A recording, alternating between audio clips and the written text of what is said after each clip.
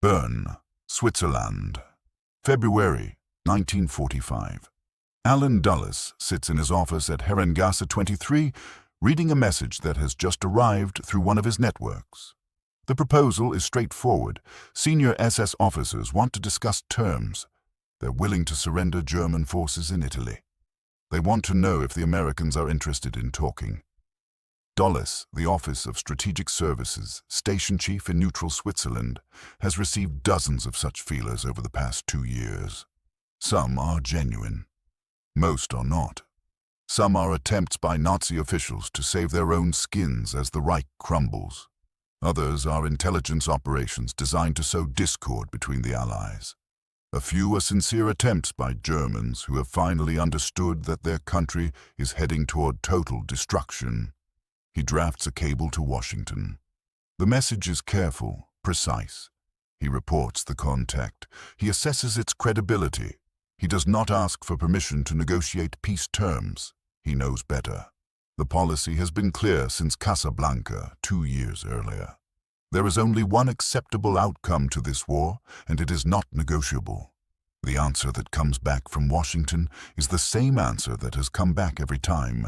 Unconditional surrender, nothing else, no discussions, no terms, no negotiations. This is not the first time Hitler's regime has tried to make peace with the Americans. It will not be the last, but every attempt meets the same response, and that response comes from the very top of American High Command. To understand why, you have to go back to a villa in Morocco, to a moment when Roosevelt and Churchill made a decision that would shape the entire endgame of World War II. Casablanca, Morocco. January 1943. The Anfa Hotel sits on a hill overlooking the Atlantic, surrounded by barbed wire and patrolled by American troops. Inside the compound, Franklin Roosevelt and Winston Churchill are meeting to coordinate Allied strategy. The war has turned. The British have won at El Alamein. The Soviets are grinding down the German 6th Army at Stalingrad. The Americans have landed in North Africa. For the first time since 1939, the Allies can see a path to victory. But victory raises questions. What kind of peace do they want? What terms will they offer? How do they prevent Germany from rebuilding and starting another war in 20 years, as they did after 1918? Roosevelt has been thinking about this problem. The Treaty of Versailles, he believes, was a disaster. It was harsh enough to humiliate Germany, but not harsh enough to prevent rearmament. It created a sense of betrayal among Germans who believed they had been stabbed in the back. It provided Hitler with a grievance he could exploit. The peace of 1918, Roosevelt thinks, led directly to the war of 1939. This time will be different. This time there will be no ambiguity, no room for future Germans, leaders to claim they were betrayed or that they didn't really lose. No opportunity for the Nazi regime to negotiate a face-saving settlement and survive in some diminished form. On January 24, 1943, Roosevelt and Churchill hold a press conference. Roosevelt makes an announcement that will define Allied policy for the rest of the war. The Allies, he says, will accept nothing less than the unconditional surrender of Germany, Italy, and Japan. No negotiations, no conditional peace. The Axis powers must surrender completely and place themselves at the mercy of the Allies. Churchill is somewhat surprised. They had discussed the concept, but Roosevelt's public announcement is more definitive than Churchill expected. Still, he supports it. The phrase, unconditional surrender, echoes Ulysses S. Grant's demand at Fort Donelson in 1862. It is unambiguous. It is uncompromising. It is exactly what Roosevelt wants. The announcement reverberates around the world. In Germany, Goebbels seizes on it immediately. Here is proof, he tells the German people, that the Allies intend to destroy Germany completely. There is no point in seeking peace. The only option is to fight to the bitter end. The unconditional surrender policy, Goebbels claims, justifies total war. But Roosevelt and Churchill have calculated this. They know Goebbels will use it as propaganda.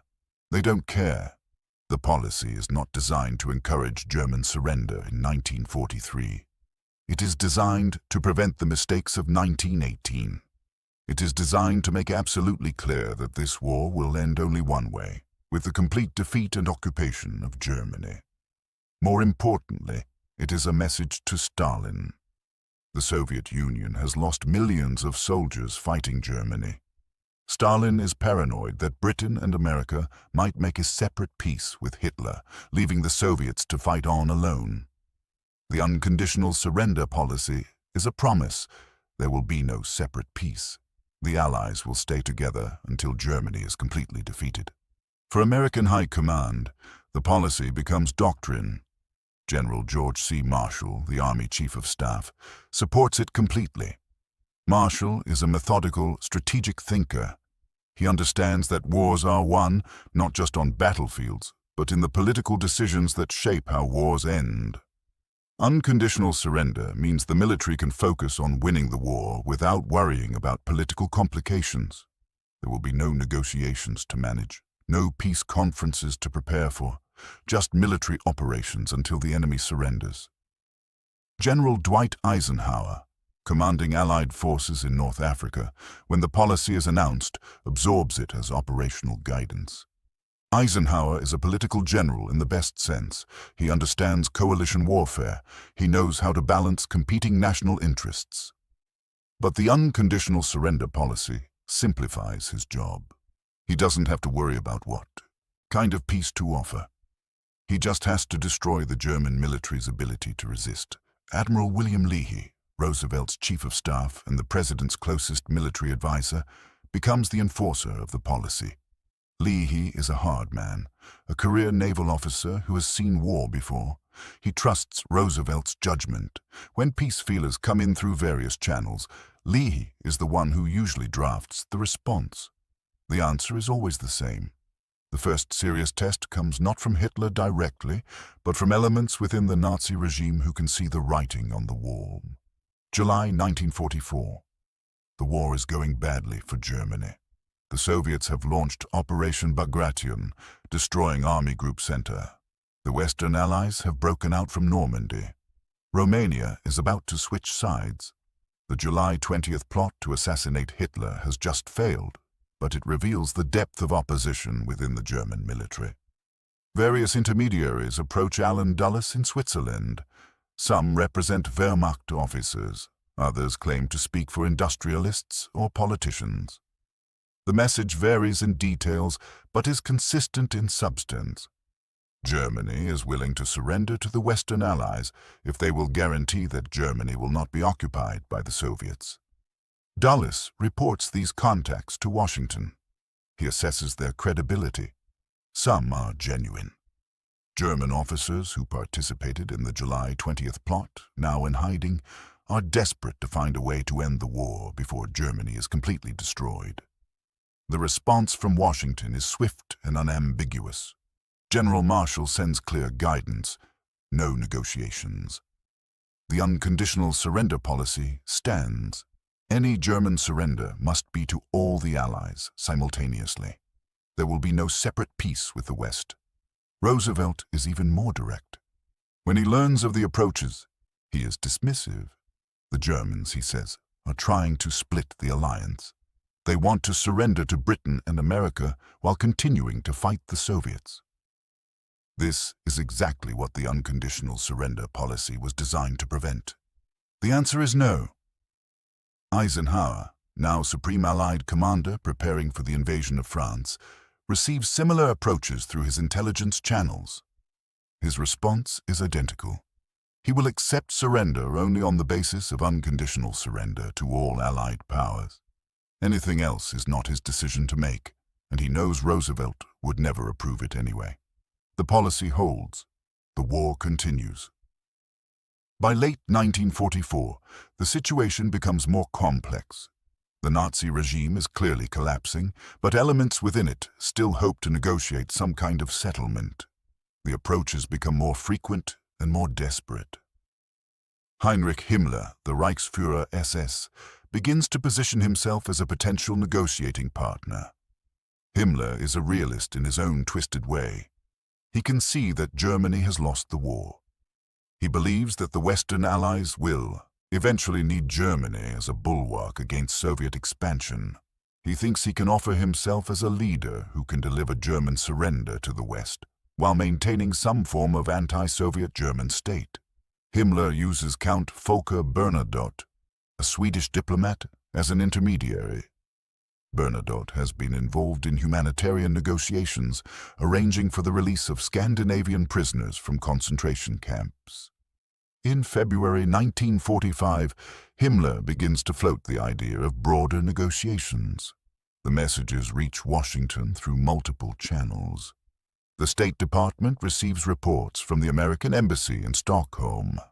The OSS picks up intelligence from its networks. Military intelligence hears rumors from captured German officers. The American response is coordinated at the highest level. Roosevelt, Marshall, and Leahy discuss the approaches. Their conclusion is unanimous. Himmler's overtures are not serious peace negotiations. They are attempts to divide the Allies. More importantly, Himmler is the architect of the Holocaust. The idea that the United States would negotiate with him is morally repugnant and strategically pointless. Truman, who becomes president after Roosevelt's death in April 1945, maintains the policy without hesitation. When Himmler makes his most direct approach in late April, offering to surrender German forces in the West while continuing to fight the Soviets, Truman's response is immediate. No. Unconditional surrender to all allies, or the war continues. General Marshall reinforces this position in communications to Eisenhower. There will be no deviation from the unconditional surrender policy. Eisenhower is authorized to accept the surrender of German military forces, but only on the basis of complete and unconditional surrender. Any political negotiations are beyond his authority. Eisenhower himself has no interest in deviating from the policy. By April 1945, his forces are driving deep into Germany. The end is clearly near. Why would he complicate the situation with political negotiations when military victory is within reach? The final weeks of the war see a flurry of peace feelers. German commanders in various theaters, seeing the end approaching, try to arrange local surrenders. Some are genuine military surrenders. Others are attempts to negotiate terms. In Italy, SS General Karl Wolff approaches Allen Dulles with an offer to surrender German forces. This is Operation Sunrise, one of the most controversial episodes of the final weeks of the war. Dulles is interested because it could save lives and end the fighting in Italy quickly. But he is careful. He reports everything to Washington. He makes clear that he is not negotiating peace terms, only discussing the mechanics of military surrender. Even this limited contact causes problems. When Stalin learns of the discussions, he is furious.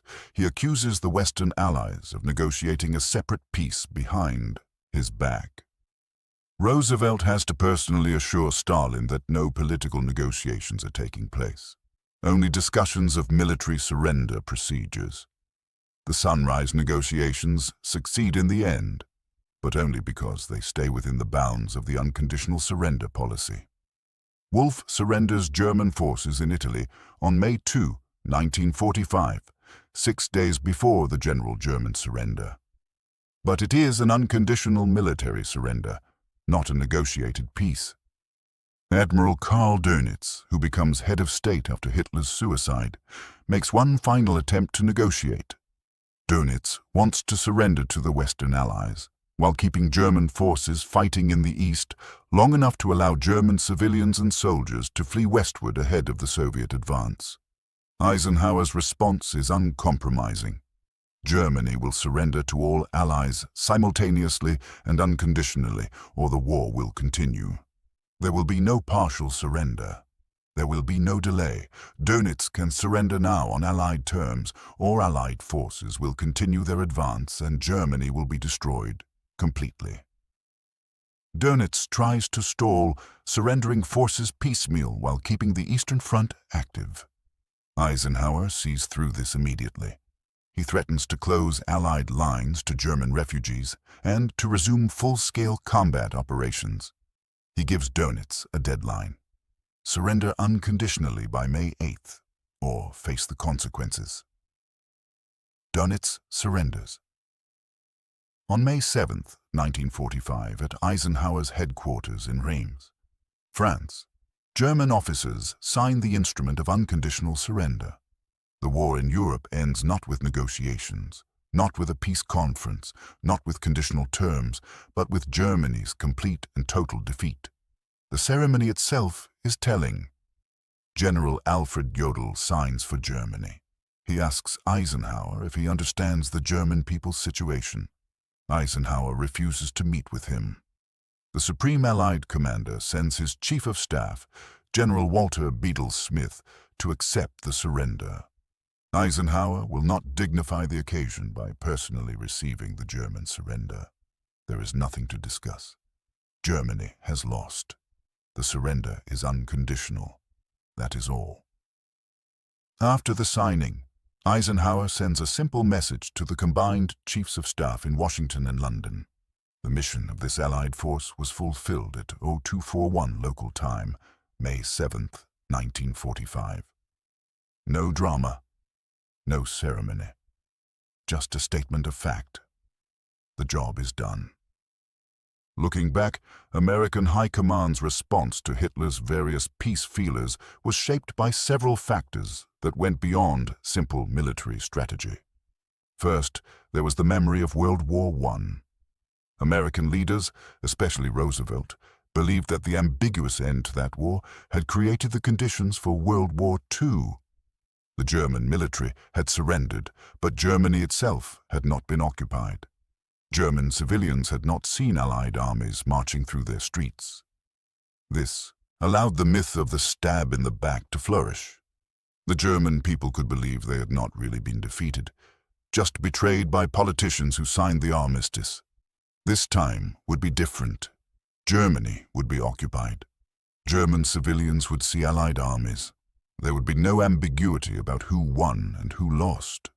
The Nazi regime would be completely dismantled. There would be no opportunity for future German leaders to claim they had been betrayed or that they could have won if only they had kept fighting. Second, there was the alliance with the Soviet Union. American leaders knew this alliance was fragile. Stalin was paranoid and suspicious. Any hint that the Western Allies might make a separate peace with Germany would destroy the alliance.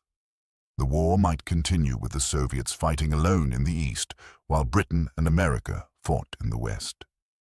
This would be catastrophic for post-war planning. The unconditional surrender policy was as much a message to Stalin as it was to Hitler. Third, there was a moral dimension. The Nazi regime was not just another enemy government. As the war progressed and the full horror of the Holocaust became clear, American leaders became convinced that there could be no accommodation with Nazism. The regime had to be destroyed completely. Any negotiated peace would leave some elements of the Nazi system in place. This was unacceptable. Fourth, there was a practical military calculation. By late 1944, American High Command knew they were going to win. The only question was when. Why negotiate when you can dictate terms? Why give the enemy a face-saving way out when you can force complete surrender? From a purely military standpoint, unconditional surrender was the most efficient path to a lasting peace. Finally, there was the question of credibility. Once Roosevelt announced the unconditional surrender policy at Casablanca, it became difficult to back away from it. If the Allies had started negotiating with Germany, it would have signaled weakness. It would have suggested that the policy was just rhetoric. It would have encouraged other enemies to hold out in hopes of getting better terms. For all these reasons, American High Command never seriously considered negotiating with Hitler or his representatives. Every peace feeler was rejected. Every approach was rebuffed. The answer was always the same: unconditional surrender. This policy had costs. Some historians argue that it prolonged the war. If Germany had been offered reasonable peace terms in late 1944, perhaps more Germans would have been willing to overthrow Hitler. Perhaps the war could have ended months earlier, saving thousands of lives. But American leaders rejected this logic. They believed that any negotiated peace would be a betrayal of the soldiers who had died fighting Nazi Germany. They believed it would create the conditions for another war a generation later. They believed that only complete and total defeat would truly end the Nazi threat. The men who made this decision were not naive. Marshall, Eisenhower, and Leahy were experienced military professionals. They understood the costs of continuing the war. They knew that every day of fighting meant more casualties. But they also understood that wars are not just about minimizing casualties in the short term. Wars are about creating conditions for lasting peace. In their view, the only way to achieve lasting peace was to make absolutely clear that Germany had lost. Not negotiated a settlement, not agreed to terms, lost, completely and totally. When Hitler's representatives tried to negotiate, American High Command said no. When German officers tried to surrender conditionally, American High Command said no.